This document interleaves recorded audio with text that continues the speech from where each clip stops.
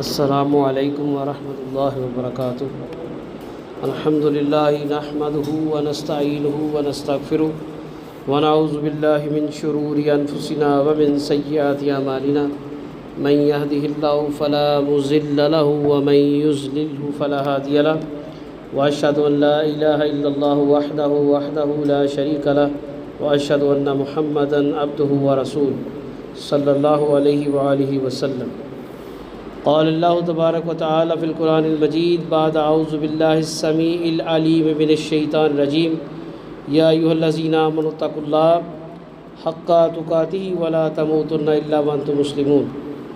یا ایھا الناس اتقوا ربکم الذی خلقکم من نفس واحدہ وخلق منها زوجها وبث منهما رجالا كثيرا ونساء واتقوا الله الذي تساءلون به والارحام ان الله كان عليكم رقيبا۔ یا ایھا الذین آمنوا اتقوا اللہ وقولوا قولا سدیدا یصلح لکم اعمالکم ویغفر لکم ذنوبکم ومن یطع اللہ ورسولہ فقد فاز فوزا عظیما۔ اما بعد فإن خیر الحدیث کتاب اللہ وخیر الہدی ہدی محمد صلی اللہ علیہ وسلم وشر الامور محدثاتها فإن كل محدثة بدعة فإن كل بدعة ضلالة والضلالة في النار۔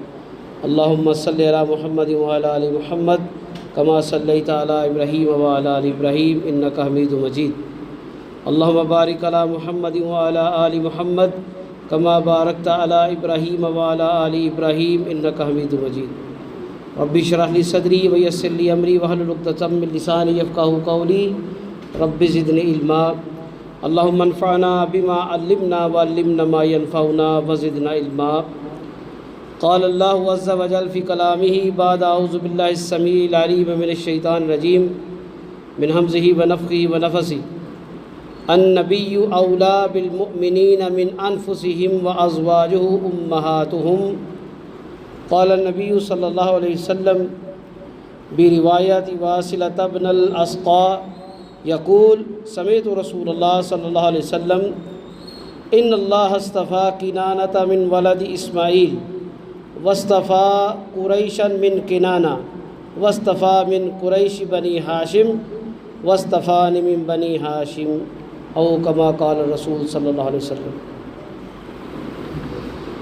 سورہ الاحزاب سورت نمبر 33 اس کی آیہ مبارکہ 6 النبی اولیٰ بالمؤمنین من انفسہم۔ اللہ یہ حکم فرما رہے ہیں کہ نبی جو ہیں مومنین پر ان کی جانوں سے زیادہ ان پر حق رکھتے ہیں۔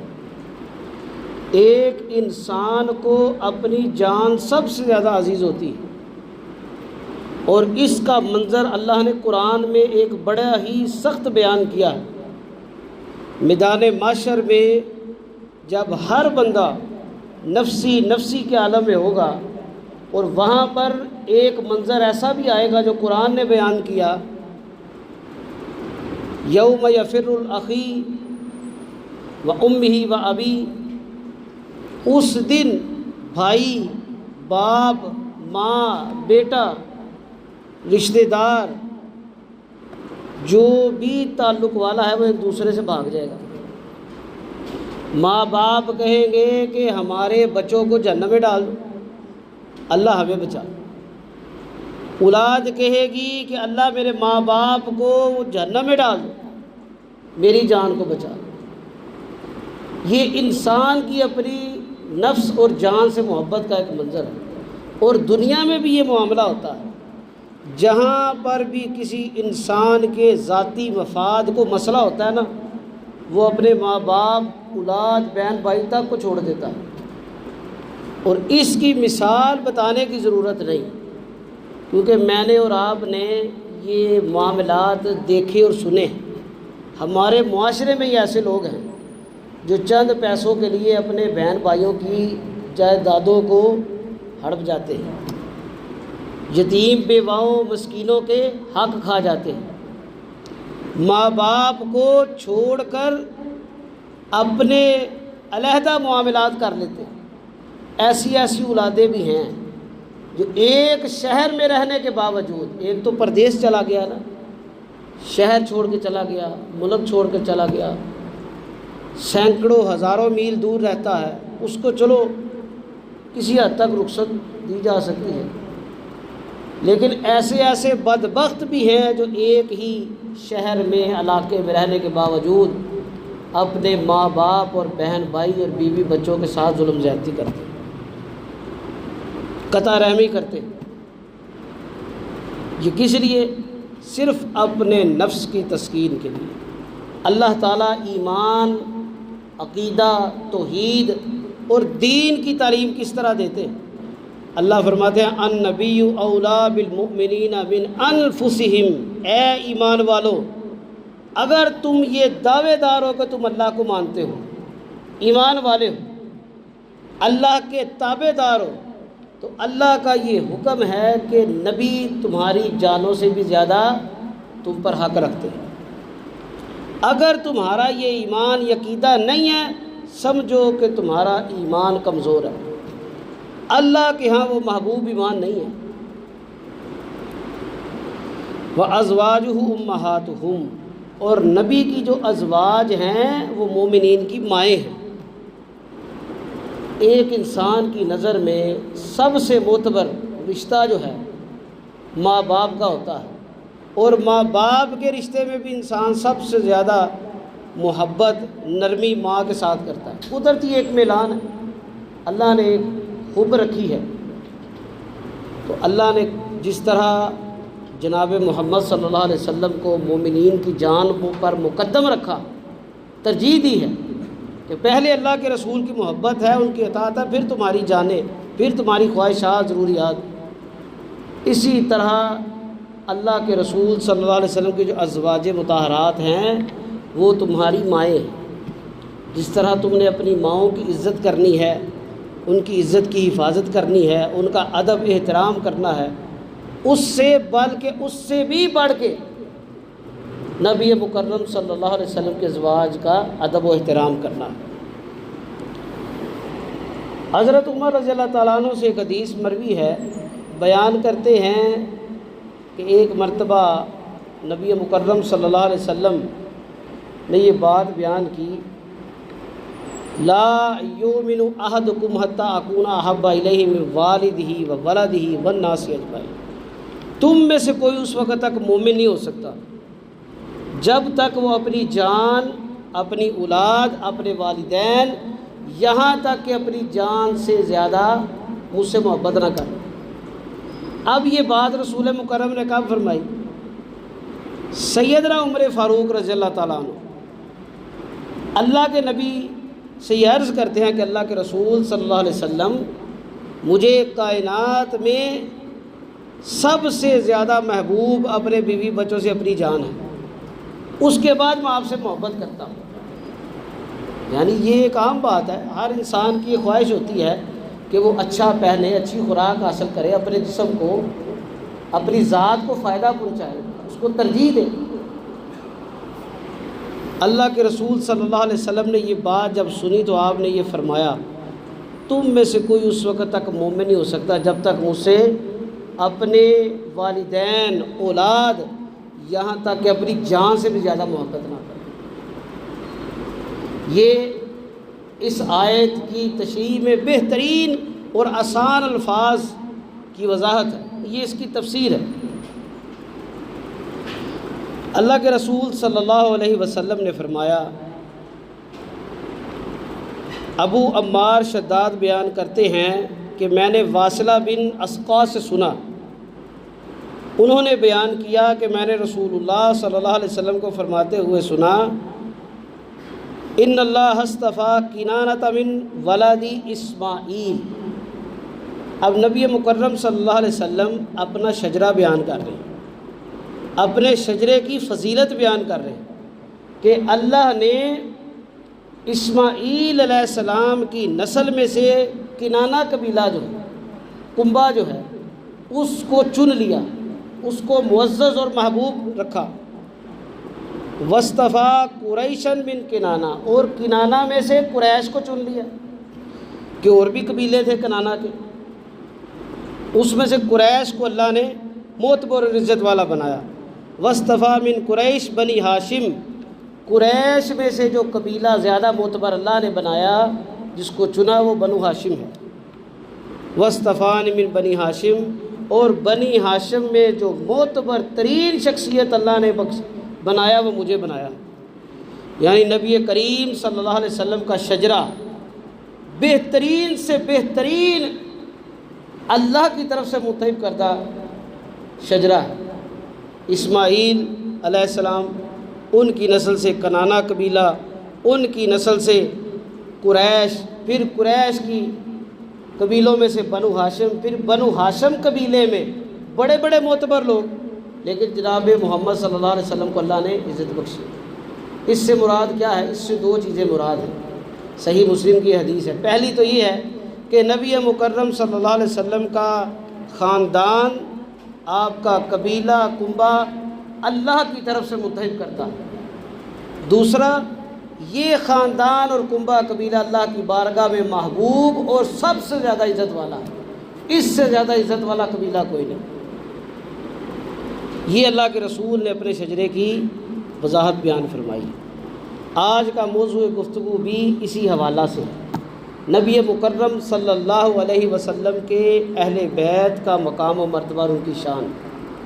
یہ دو حوالہ جات سورہ احزاب کی آیت نمبر 6 اور صحیح مسلم کی حدیث نمبر 2276، جس میں آپ کے کنبے اور قبیلے کا تذکرہ ہے، اس کو بیان کرنے کا مقصد یہ تھا کہ اہل بیت کا مقام و مرتبہ سمجھنے سے پہلے یہ بات ذہن نشین رکھی جائے کہ نبی مکرم صلی اللہ علیہ وسلم کے اہل بیت جو ہیں وہ کوئی عام لوگ نہیں ہیں، وہ بڑے ہی معتبر، بڑے ہی محبوب اور پسندیدہ لوگ ہیں، اور وہ ایسے گھرانے سے تعلق رکھتے ہیں کہ جن کا قبیلہ، جن کا سربراہ اللہ کی طرف سے چنا گیا ہے، اللہ نے جس کو محبوب بنایا ہے، اللہ نے جس کو فضیلت بخشی ہے،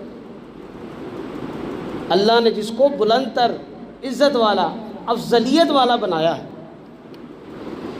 اللہ تعالیٰ قرآن کریم کے اندر ارشاد فرماتے ہیں، انما یرید اللہ لیذھب عنکم الرجس اہل البیت ویطہرکم تطہیرا، کہ اے اہل بیت، نبی کے گھر والوں، اللہ کا ارادہ یہ ہے کہ تم سے ہر قسم کی نجس، نافرمانی، حکم عدولی کو دور کر دیا جائے، وَيُطَهِّرَكُمْ تَطْهِيرًا، اور تمہیں مطہر، نیک، صالح، پاکیزہ بنا دیا جائے۔ اب یہ بھی اہل بیت کی شان و مرتبت میں ایک بہت بڑی اللہ کی آیت اور واضح دلیل ہے کہ نبی مکرم کے گھر والے جو ہیں ان کی شان یہ ہے کہ اللہ نے ان سے ہر قسم کی نجس کو، نافرمانی کو، گناہ اور معصیت کی محبت اور رغبت کو دور کر لیا ہے، اور اللہ نے ان کو پاک، صاف اور مطہر بنایا ہے، یعنی پاکیزگی کو پسند کرنے والے، نیکی میں جلدی کرنے والے، نیکی کی رغبت کرنے والے بنایا ہے۔ عام لوگوں کی نسبت، عام مومنین کی نسبت اللہ نے اہل بیت کو دین میں زیادہ سے زیادہ خیر خواہی والا بنایا۔ اللہ کے رسول صلی اللہ علیہ وسلم فرماتے ہیں،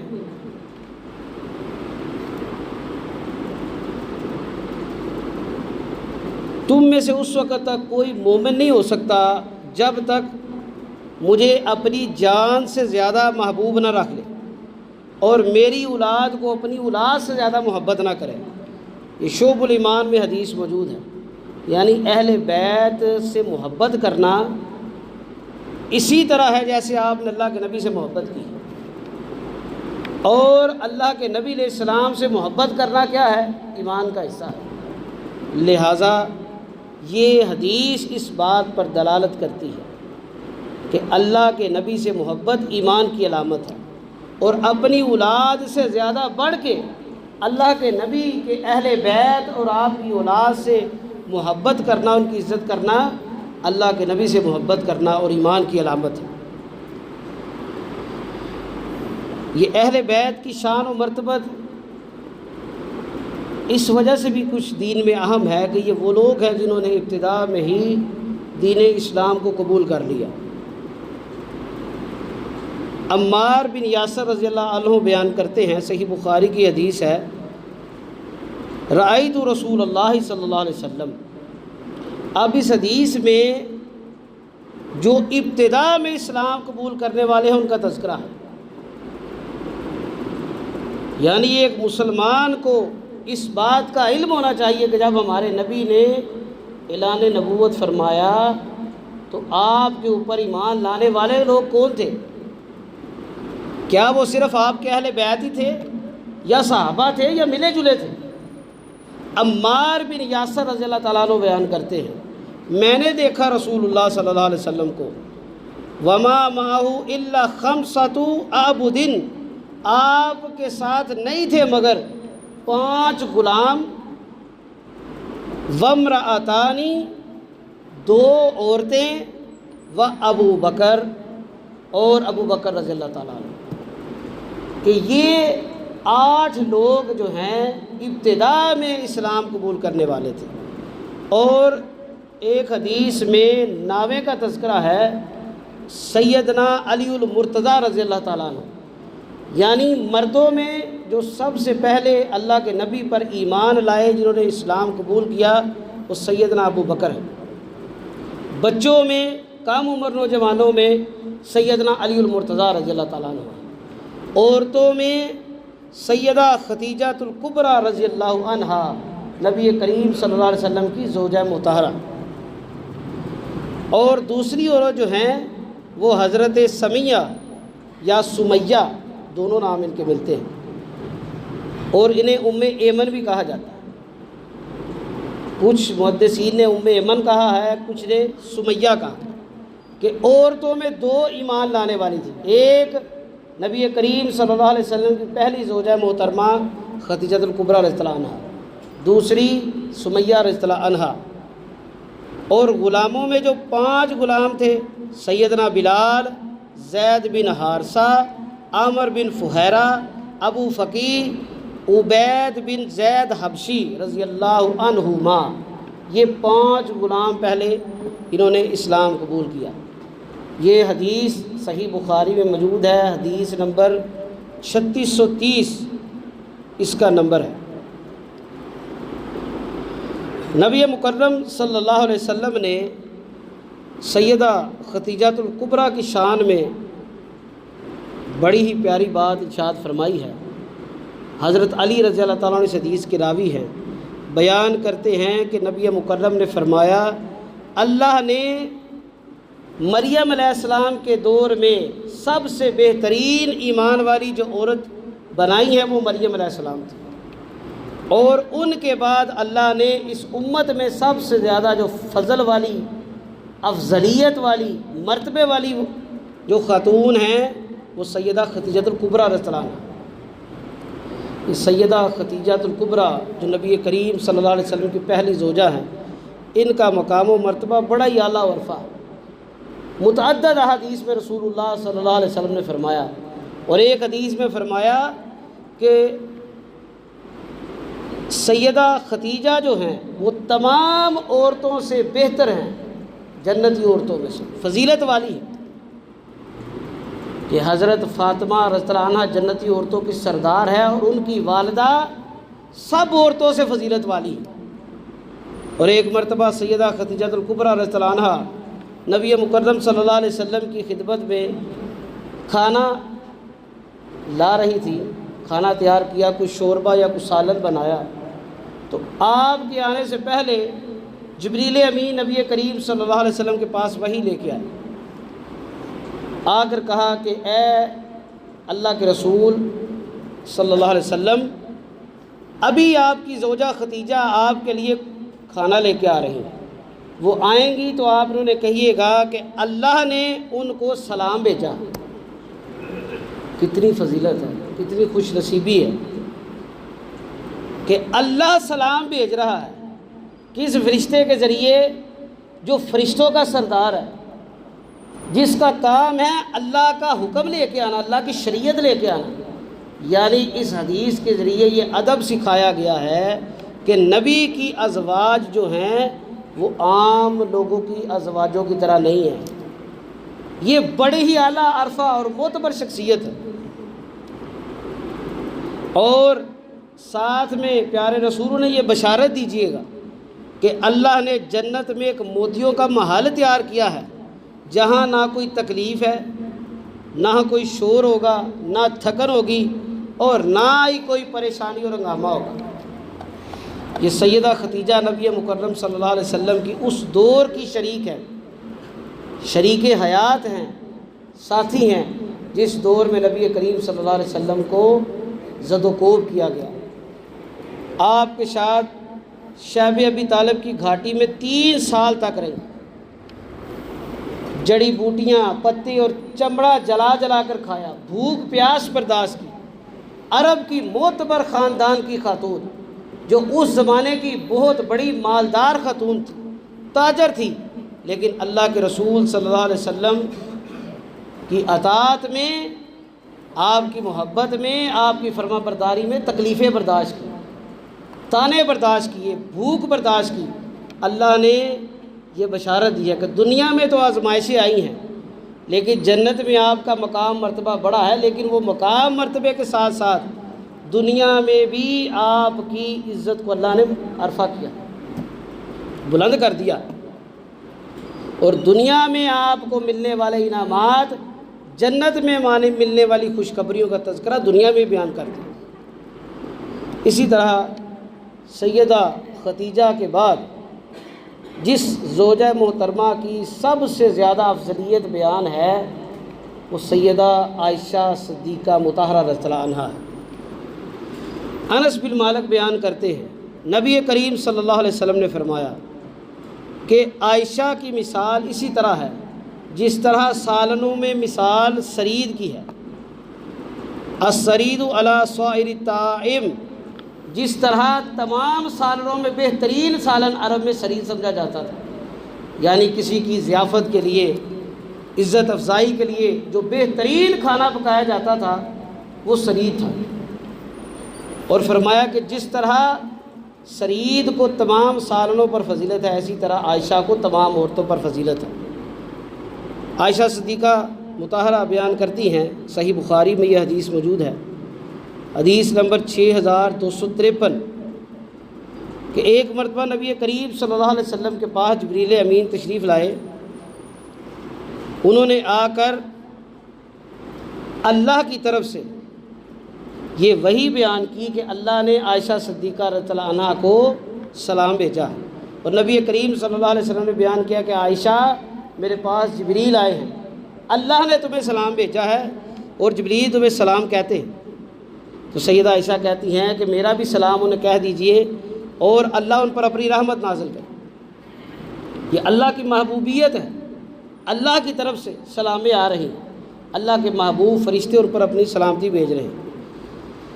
نبی کریم صلی اللہ علیہ وسلم کی محبوب بیٹی سیدہ فاطمہ رضی اللہ عنہا نے بیان فرمایا کہ ایک مرتبہ میں رسول مکرم صلی اللہ علیہ وسلم کی خدمت میں حاضر ہوئی، تو نبی مکرم صلی اللہ علیہ وسلم سے کسی معاملے میں نے گفتگو کرنی تھی کہ آپ کی ازواج مطہرات نے مجھے بطور وکیل بنا کر بھیجا کہ اللہ کے رسول زیادہ محبت اور انسیت آپ کی عائشہ بنت ابی بکر کے لیے ہے، ہمارے ساتھ ویسی محبت اور افضلیت آپ کی نہیں ہے۔ تو میں نے جب آ کر یہ مقدمہ پیش کیا تو رسول مکرم صلی اللہ علیہ وسلم نے مجھے فرمایا، ای بنیہ تو الستی تحبین ما احب، اے میری بیٹی کیا تو اس سے محبت نہیں کرتی جس سے میں محبت کروں؟ اب اللہ کے رسول سے بڑھ کے انصاف پسند تو نہیں نا کوئی ہو سکتا۔ آپ اپنے سب عزیز و اقارب سے، خصوصاً اپنی ازواج مطہرات سے محبت رکھتے تھے۔ تو سیدہ فاطمہ بیان کرتی ہیں کہ میں نے کہا نام اللہ کے رسول میں محبت رکھتی ہوں۔ تو پھر اللہ کے رسول نے فرمایا فَأَحِبِّ هَذِهِ، اے میری بیٹی، اے میری لخت جگر، عائشہ سے محبت رکھو رضی اللہ عنہ۔ فاطمہ رضی اللہ عنہ بیان کرتی ہیں کہ اس کے بعد میں نے کوئی بات نہیں کی، کہ اللہ کے رسول سیدہ خدیجہ کے بعد سب سے زیادہ جس سے محبت اللہ کے رسول نے کی ہے، جن سے آپ کا ملان رہا ہے، وہ سیدہ عائشہ صدیقہ مطہرہ رضی اللہ عنہا۔ اور آپ نے اس کی تاکید سیدہ فاطمہ کو بھی کی ہے، یعنی وہ آپ کی بیٹی جس کو نبی کریم صلی اللہ علیہ وسلم سب سے زیادہ محبت کرتے تھے۔ اور اماں عائشہ فرماتی ہیں کہ سیدہ فاطمہ نبی کریم صلی اللہ علیہ وسلم کی مشابہت میں، اٹھنے بیٹھنے میں، آنے جانے میں، گفتگو کرنے میں نبی کریم صلی اللہ علیہ وسلم سے سب سے زیادہ مماثلت رکھتی تھی۔ تو اہل بیت میں سب سے پہلے نبی مکرم صلی اللہ علیہ وسلم کے ازواج مطہرات آ جاتی ہیں۔ اور ایک موقع پر عمر بن عاص رضی اللہ تعالیٰ عنہ کو ایک غزوہ میں اللہ کے رسول نے اسلامی لشکر کا کمانڈر بنایا، امیر مقرر کیا۔ ان کے دل میں یہ خیال آ گیا کہ اس لشکر میں ابو بکر بھی ہیں، عمر بھی ہیں، ابو عبیدہ بن جراح بھی ہیں، اتنے جلیل القدر صحابی۔ تو ان کے دل میں یہ بات آ گئی کہ شاید میں اللہ کے نبی کو ان سے زیادہ محبوب ہوں جو مجھے امیر بنا دیا۔ تو اس لشکر سے واپسی پر آ کر عمر بن عاص جو ہیں انہوں نے یہ سوال کیا کہ اللہ کے رسول ای الناس احب الیک، آپ کو لوگوں میں سب سے زیادہ محبوب کون ہے؟ اب دیکھیے سوال جنرل ہوا تھا، اس میں کوئی تخصیص نہیں تھی، بچہ، بڑا، مرد، عورت، نوجوان، بزرگ، پوچھا کہ تمام لوگوں میں آپ کو سب سے زیادہ اللہ کے رسول محبوب کون ہے؟ اب ہم سے کوئی سوال پوچھے نا تو ہم بڑا ڈپلومیٹک جواب دیں، بڑا ہی جو ہے نا وہ گول مول کر کے جواب دیں۔ اللہ کے رسول صلی اللہ علیہ وسلم نے اپنی امت کو یہ درس دیا کہ مجھے سب سے زیادہ محبوب جو ہیں وہ اپنے گھر والے اہل بیت ہیں، اور اہل بیت میں بھی اپنی ازواج مطہرات اللہ کے رسول کو بڑی محبوب اور مقدم۔ اللہ کے رسول صلی اللہ علیہ وسلم نے فرمایا عائشہ، کہ مجھے عائشہ سب سے زیادہ محبوب ہیں لوگوں میں سے۔ تو انہوں نے تھوڑا شرماتے ہوئے پوچھا من الرجال، اللہ کے رسول صلی اللہ علیہ وسلم مردوں میں آپ کو کون پسند ہے؟ تو اللہ کے رسول صلی اللہ علیہ وسلم نے فرمایا ابوہا، عائشہ کا والد یعنی ابو بکر۔ پھر پوچھا ثم من، اس کے بعد پھر فرمایا ثم عمر بن الخطاب، پھر اس کے بعد عمر بن خطاب، فعادا رجالا، اس کے بعد اللہ کے رسول صلی اللہ علیہ وسلم مختلف لوگوں کے نام بیان کیے۔ اب اللہ کے رسول صلی اللہ علیہ وسلم کی محبوبیت جو ہے اپنے اہل بیت اور یہ حضرات صحابہ کو آپ اپنے محبت میں مقدم رکھتے تھے، کہ عورتوں میں آپ کو سب سے زیادہ محبوب سیدہ عائشہ، پھر مردوں میں آپ کو جن سے سب سے زیادہ محبت تھی وہ ابو بکر صدیق رضی اللہ تعالیٰ عنہ اور پھر عمر فاروق رضی اللہ تعالیٰ عنہ۔ علی المرتضیٰ رضی اللہ تعالیٰ عنہ بیان کرتے ہیں کہ جب حسن رضی اللہ تعالیٰ عنہ پیدا ہوئے تو میں نے ان کا نام اپنے چچا کے نام پر حمزہ رکھا۔ اللہ کے نبی کو بھی ان سے محبت تھی، حضرت علی کو بھی محبت تھی۔ اور جب حسین پیدا ہوئے تو میں نے ان کا نام اپنے بھائی جعفر کے نام پر رکھا، لیکن نبی مکرم صلی اللہ علیہ وسلم کو جب پتہ چلا تو آپ نے دونوں کے نام بدلے، آپ نے حمزہ سے بدل کر حسن رکھا نام سیدنا حسن رضی اللہ تعالیٰ عنہ کا، اور جعفر سے بدل کر حسین نام رکھا۔ یہ نبی کریم صلی اللہ علیہ وسلم نے ان دونوں اصحاب کے نوجوانان جنت کے نام رکھے۔ اب حسن و حسین رضی اللہ تعالیٰ عنہ کون ہے؟ یہ اللہ کے رسول کے بڑے محبوب ہیں، یہ صحابہ کی نظر پہ بڑے محبوب ہیں۔ ابو بکرہ رضی اللہ تعالیٰ عنہ بیان کرتے ہیں کہ میں نے دیکھا رسول اللہ صلی اللہ علیہ وسلم منبر پر تشریف فرما ہے اور سیدنا حسن بن علی رضی اللہ تعالیٰ عنہ ان کے پہلو میں بیٹھے ہیں، آپ ان کی طرف دیکھ رہے ہیں اور لوگوں کی طرف دیکھ رہے ہیں، اور آپ نے یہ لوگوں کو درس دیا، خطبہ دیا کہ لوگوں یہ جو میرا بیٹا ہے یہ سردار ہے، یہ عزت والا ہے، شرف والا ہے، یہ دو مسلمانوں کے عظیم گروہوں کے درمیان صلح کرائے گا۔ اب سیدنا علی المرتضیٰ رضی اللہ تعالیٰ عنہ اور سیدنا امیر معاویہ رضی اللہ تعالیٰ عنہ کے درمیان جو معاملات تھے ان کے اندر جو صلح کا کردار ہے وہ سیدنا حسن نے کردار ادا کیا، اور اللہ کے رسول نے ان دونوں گروہوں کے بارے میں کیا فرمایا؟ فئتین عظیمتین من المسلمین۔ یہ عربی کے الفاظ پڑھنے کا مقصد یہ ہے کہ کوئی بندہ یہ نہ کہے کہ مولوی صاحب آئے تھے اپنی مطلب سے اردو کی بات بیان کر دیں۔ حدیث ہے بخاری کے اندر 2704، اللہ کے رسول نے فرمایا فئتین، دو گروہ، عظیمتین، بہترین عظمت والے گروہ، فضیلتوں والے، من المسلمین، مسلمانوں میں سے۔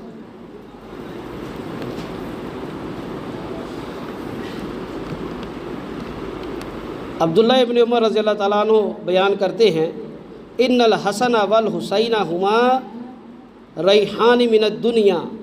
نبی مکرم صلی اللہ علیہ وسلم نے فرمایا حسن اور حسین جو ہیں یہ دنیا میں میرے دو پھول ہیں۔ نبی مکرم صلی اللہ علیہ وسلم کی ان سے محبت، اور ایک حدیث میں ہے کہ نبی مکرم صلی اللہ علیہ وسلم نے سیدنا حسن کو اپنے کندھے پر بٹھایا اور فرمایا کہ اللہ جو اس سے محبت کرتا ہے تو اس سے محبت رکھ، اور جس نے اس سے محبت کی اس نے مجھ سے محبت کی۔ اور ایک حدیث میں ہے کہ آپ نے ایک کندھے پر حسن بن علی رضی اللہ تعالیٰ عنہ کو بٹھایا، دوسرے کندھے پر اسامہ بن زید بن حارثہ رضی اللہ تعالیٰ عنہ، وہ ابتدائی اسلام لانے والے نبی مکرم صلی اللہ علیہ وسلم کے غلام جو آپ کے منہ بولے بیٹے بھی تھے، ان کے بیٹے اسامہ بن زید جن کو نبی مکرم صلی اللہ علیہ وسلم اپنا پوتا اور پوتوں کی طرح محبت کرتے تھے، آپ نے دونوں کو اپنے کندھوں پر بٹھایا اور فرمایا کہ جو ان سے محبت کرتا ہے اللہ ان سے محبت کرے۔ سیدنا حسین رضی اللہ تعالیٰ عنہ اور حسن رضی اللہ تعالیٰ عنہ کے بارے میں احادیث میں یہ الفاظ ملتے ہیں، اللہم انی احبہ فاحبہ، اے اللہ میں ان سے محبت کرتا ہوں تو بھی ان سے محبت کر۔ اور ایک جگہ اللہ کے رسول نے فرمایا اللہم احببہ واحب من یحبہ، صحیح مسلم اور صحیح بخاری کی حدیث ہے، اے اللہ میں حسن سے محبت کرتا ہوں اور تو بھی اس سے محبت کر، اور جو اس سے محبت کرتا ہے اللہ تو اس سے بھی محبت کر۔ یعنی اگر اللہ کی محبت ہم نے حاصل کرنی ہے نا تو اس کا آسان سا کلیہ ہے اللہ کہ رسول صلی اللہ علیہ وسلم سے محبت اور آپ کے اہل بیت سے محبت۔ سیدنا ابو بکر صدیق رضی اللہ تعالیٰ عنہ بیان کرتے ہیں کہ اہل بیت کی محبت جو ہے اس میں محمد صلی اللہ علیہ وسلم کی محبت کو تلاش کرو۔ یعنی جو شخص یہ دعویٰ کرتا ہے کہ مجھے اللہ کے نبی سے محبت ہے، اگر وہ اہل بیت سے محبت نہیں کرتا اس کی اللہ سے نبی صلی اللہ علیہ وسلم سے محبت کا دعویٰ درست نہیں ہے۔ یہ صحیح بخاری کے اندر موجود ہے۔ عقبہ بن حارث بیان کرتے ہیں کہ میں نے دیکھا ابو بکر صدیق رضی اللہ تعالیٰ عنہ نے حسن رضی اللہ تعالیٰ عنہ کو اٹھایا ہوا تھا اور آپ فرما رہے تھے کہ یہ نبی صلی اللہ علیہ وسلم کے مشابہ ہیں، کہ یہ رسول اللہ صلی اللہ علیہ وسلم سے سب سے زیادہ مشابہت رکھتے ہیں۔ عبداللہ ابن عمر رضی اللہ تعالیٰ عنہ بیان کرتے ہیں رسول اللہ صلی اللہ علیہ وسلم نے فرمایا الحسن والحسین سیدا شباب اہل الجنہ و ابوہما خیر منہما،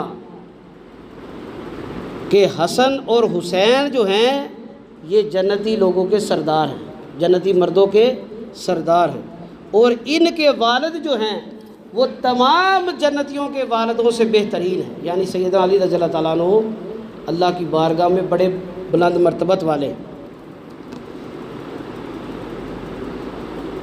عبداللہ ابن عباس رضی اللہ تعالیٰ عنہ بیان کرتے ہیں کہ اللہ تعالیٰ نے عورتوں میں سے جن کو فضیلت بخشی 4 کا تذکرہ رسول اللہ صلی اللہ علیہ وسلم نے فرمایا۔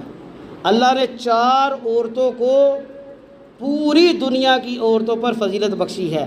ان میں پہلے نمبر پر سیدہ خدیجہ الکبریٰ رضی اللہ عنہا، پھر سیدہ فاطمہ رضی اللہ تعالی عنہا، سیدہ مریم سلام اللہ علیہا، اور آسیہ سلام اللہ علیہا۔ یہ 4 عورتوں کو اللہ نے اقوام عالم کی عورتوں پر فضیلت بخشی ہے۔ اور سیدہ علی المرتضیٰ رضی اللہ تعالیٰ عنہ بیان کرتے ہیں کہ اپنے دور کی بہترین عورت مریم بن عمران اور اپنے دور کی بہترین عورت یعنی نبی کریم صلی اللہ علیہ وسلم کے دور مبارک میں ختیجہ بنت خویلد۔ اور اس حدیث کو بیان کرنے والے راوی بیان کرتے ہیں، وقی جو ہیں یہ بات بیان کر کے کہتے ہیں کہ انہوں نے اشارہ کیا آسمان اور زمین کی طرف، یعنی آسمان سے لے کر زمین تک اور زمین سے آسمان تک اللہ کی بارگاہ میں جو سب سے معتبر عورت ہے وہ پہلے سیدہ مریم تھی، پھر ان کے بعد سیدہ ختیجہ الکبریٰ ختیجہ بنت خویلد رضی اللہ عنہا۔ یہ باتیں اکثر آپ نے شاید سن بھی رکھی ہوں، لیکن بیان کرنے کا مقصد یہ ہے کہ اہل بیت جو ہیں ان کی ایک تو فضیلت بیان کی جائے، پھر ان کی نشاندہی کی جائے۔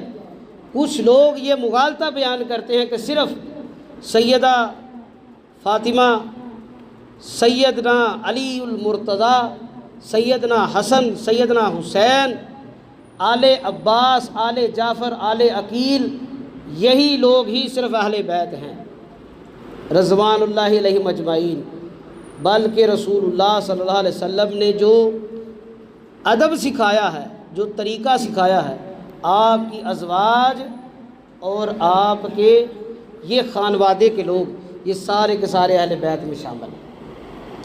اور یہاں پر میں مختصراً آپ کو دو بڑے خاندانوں کا تعارف بھی کراتا چاہوں۔ نبی کریم صلی اللہ علیہ وسلم نے کیا فرمایا کہ اللہ نے خاندانوں میں جس خاندان کو چنا، جس میں سے نبی مکرم صلی اللہ علیہ وسلم ہیں، وہ خاندان بنو ہاشم ہے۔ کس میں سے؟ قریش میں سے۔ اسی قریش کو جس کو اللہ نے معتبر بنایا، ایک قبیلہ ہے قبیلہ بنو امیہ، جس کے ساتھ بنو ہاشم کے بڑے قریبی تعلقات تھے۔ آج اس پورے کے پورے کنبے اور قبیلے کو ہی لوگ برا کہہ دیتے ہیں۔ نبی مکرم صلی اللہ علیہ وسلم کے دادا حضرت عبد المطلب سے لے کے سیدنا حسن حسین اور آپ کی اولاد رضوان اللہ مجمعین تک اس خاندان کی آپس میں رشتہ داریاں ہیں۔ اور نبی کریم صلی اللہ علیہ وسلم کے جو سب سے بڑے داماد ہیں سیدہ زینب کے شوہر، ان کا تعلق بھی اسی قبیلے بنو امیہ سے ہے۔ حضرت ابو العاص اموی ان کا نام ہے۔ یہ انہوں نے اسلام قبول بعد میں کیا، پہلے اسلام قبول نہیں کیا، بدر کے بعد اسلام انہوں نے قبول کیا تھا۔ اسی طرح نبی کریم صلی اللہ علیہ وسلم کی دو بیٹیاں رقیہ اور ام کلثوم رضی اللہ عنہما، ان دونوں کا نکاح یکے بعد دیگرے کس سے ہوا؟ سیدنا عثمان غنی رضی اللہ تعالیٰ عنہ سے، جن کا تعلق بھی بنو امیہ سے تھا۔ اور یہ رشتہ داری کوئی نئی نہیں ہے، یہ بڑی پرانی تھی۔ عبد المطلب جو نبی کریم صلی اللہ علیہ وسلم کے دادا تھے، ان کی سب سے بڑی بیٹی ام حکیم بیضاء کا نکاح بھی جو ہے، اس کی شادی جو ہے ان کی، وہ ممتاز فرد قرظ بن ربیہ یعنی بنو امیہ کا ایک بڑا معتبر سردار تھا، قرظ بن ربیہ اس کے ساتھ ہوا۔ اسی طرح رسول مکرم صلی اللہ علیہ وسلم کی دوسری پھپھو جن کا نام سیدہ صفیہ ہے رضی اللہ عنہا، جو مسلمان بھی ہوں، ان کا نکاح بھی بنی امیہ کے ایک شخص حرب بن امیہ کے ساتھ ہوا۔ حرب بن امیہ کے بیٹے حارث کے ساتھ ہوا، حارث بن حرب بن امیہ کے ساتھ۔ عبد المطلب کی تیسری بیٹی امیمہ، ان کا عقد بھی جہش بن رعاب اسدی کے ساتھ ہوا، جو بنو امیہ سے تعلق رکھتا تھا۔ عبد المطلب کے ایک صاحبزادے ابو لہب کا عقد حرب بن امیہ کی بیٹی ام جمیل سے ہوا، یہ بنی امیہ میں رشتہ داری ہوئی۔ یعنی ان دو خاندانوں میں، بنو ہاشم میں اور بنو امیہ میں، رشتہ داریاں کرنا ایک معمول کی بات تھی۔ لیکن آج لوگوں نے، اسلام کے دشمنوں نے مسلمانوں میں فتنہ فساد پھیلانے کے لیے اس پورے کے پورے خاندان کو ہی برا قرار دے دیا۔ اگر یہ اتنا برا ہوتا تو یہ پرانی رشتہ داریاں نہ ہوتی، اور پرانی رشتہ داریاں تو دور کی بات ہے۔ سیدنا حسین رضی اللہ تعالیٰ عنہ کی پہلی بیوی، کون سی بیوی؟ پہلی بیوی، جس کا نام آمنہ بنت میمونہ، وہ سیدنا امیر معاویہ رضی اللہ تعالیٰ عنہ کی بھانجی ہے۔ اگر اتنے معاملات ان کے آپس میں ہوتے، کوئی اختلاف ہوتے، کیا ابھی کوئی شخص اپنے والد کے دشمن یا دین کے دشمن کے گھر شادی کرتا؟ یہ سب لوگ آپس میں ایک دوسرے کے بھائی تھے، ایک دوسرے کے ساتھ محبت کرنے والے تھے، عزت کرنے والے تھے۔ یہاں تک کہ تاریخ کی کتب میں موجود ہے کہ سیدنا حسن اور حسین رضی اللہ تعالیٰ عنہ امیر معاویہ رضی اللہ تعالیٰ عنہ کے بڑی عزت کیا کرتے تھے، ان کے گھر جایا کرتے تھے۔ وہ جب بھی آتے سیدنا امیر معاویہ انہیں اپنے پاس بٹھایا کرتے تھے، جس طرح کوئی شہزادوں کو اپنے پاس بٹھاتا، ان کی عزت و اکرام کرتا۔ تو خدا را اس بات کو ذہن نشین رکھے کہ دین کو تھوڑا پڑھ لیا کریں، تھوڑی تحقیق کر لیا کریں۔ یہ جو باتیں الحمدللہ اللہ کی توفیق کے آپ کے سامنے بیان کی گئی ہیں، یہ ساری مستند حوالہ جات کے ساتھ ہیں۔ اگر کسی کو ضرورت ہوگی انشاءاللہ حوالہ جات بھی مل جائے گی۔ لیکن یہ بیان کرنے کا مقصد کیا ہے کہ رسول مکرم صلی اللہ علیہ وسلم کی محبت ایمان کا حصہ ہے، اور اس محبت کے ساتھ دو چیزوں کا تعلق ہے۔ ایک اللہ کے رسول صلی اللہ علیہ وسلم کے اہل بیت کی محبت، اور دوسری آپ کے صحابہ کا محبت اور ان کا احترام۔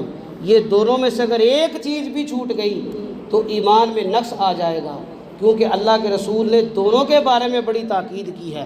ایک موقع پر فرمایا تم میں دو چیزیں چھوڑ کے جا رہا ہوں، اللہ کا کلام اور میری اہل بیت۔ 3 مرتبہ فرمایا اللہ کے کلام کو تھامے رکھنا یہ اللہ کی رسی ہے، میرے اہل بیت کا خیال کرنا یہ ان کے ساتھ محبت، مجھ سے محبت ہے۔ اور دوسرے موقع پر فرمایا اللہ کی کتاب اور اپنی سنت چھوڑ کے جا رہا ہوں۔ اور صحابہ کے بارے میں فرمایا میرے صحابہ کو برا نہ کہنا، جب بھی ان کا تذکرہ ہو اپنی زبانوں کو بند کر لیں۔ یہ دونوں احادیث صحیح مسلم کے اندر موجود ہیں، صحیح سند کے ساتھ موجود ہیں۔ تمام مکاتب فکر کے علماء کا اتفاق ہے یہ صحیح الاسناد حدیث ہیں، ان کے بیان کرنے والے ثقہ اور معتبر راوی ہیں۔ تو اللہ سے دعا ہے اللہ تعالی ہمیں نبی مکرم صلی اللہ علیہ وسلم کی اطاعت اور محبت کی توفیق عطا فرمائے، اہل بیت کی شان کو سمجھنے کے اور ان سے محبت کی توفیق عطا فرمائے، صحابہ کی عظمت اور ان سے محبت کو جاننے کی اور محبت کرنے کی توفیق عطا فرمائے۔ اقول قولی ھذا واستغفر اللہ لی ولکم ولسائر المؤمنین۔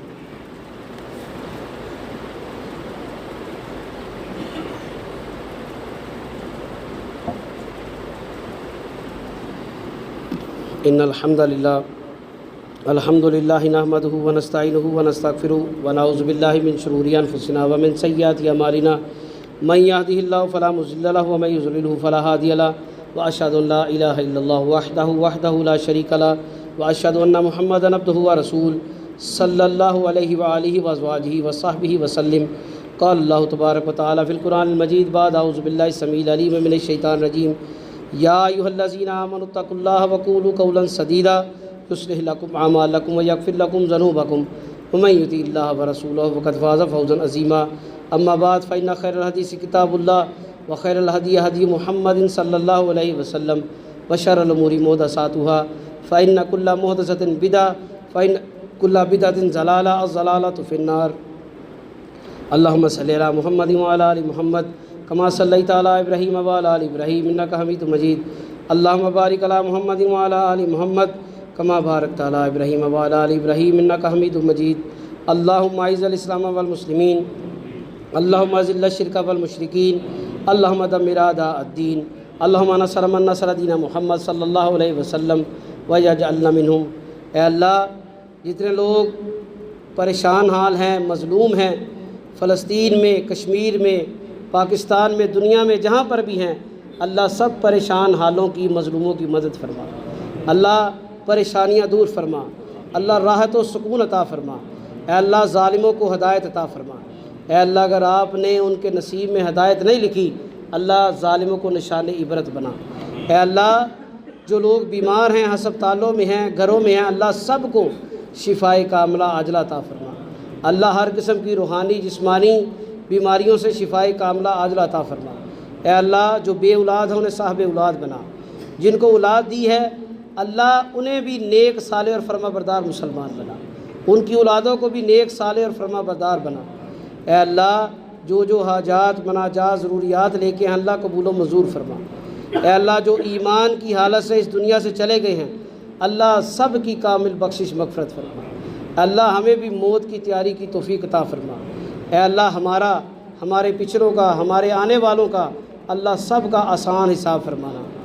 اے اللہ تیرے گھر میں ہم سب کا اکٹھا ہونا قبول و منظور فرما۔ ایک مسجد کے ہمارے نمازی ہیں، انہوں نے سوال کیا تھا کہ مسجد میں یا گھر میں خصوصاً نماز پڑھتے ہوئے مغالطہ لگ جاتا ہے کہ کتنی رکعتیں پڑھی ہیں، قرات پڑھی ہے کہ نہیں، نیند کا غلبہ آ جاتا ہے۔